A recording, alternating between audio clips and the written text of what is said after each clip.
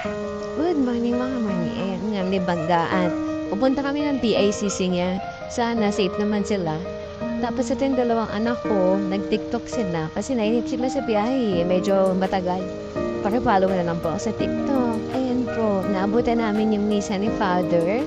Tapos, naabutan din namin yung sinabi ni Pastor. So, maganda po yung natutunan natin dyan na anything, everything, ipagpasalamat po natin kay Lord.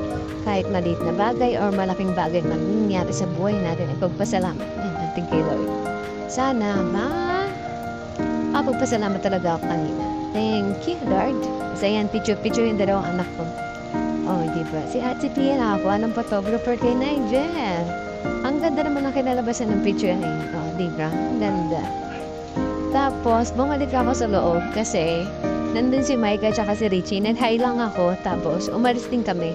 Nagkayayaan pa kumain pero nahihiya na ako. O, di ba meron pa palang kaihi. Tsaka, pero pinagpapasalamat ko pa rin kay God yun. Kasi may mga tao katulad nila.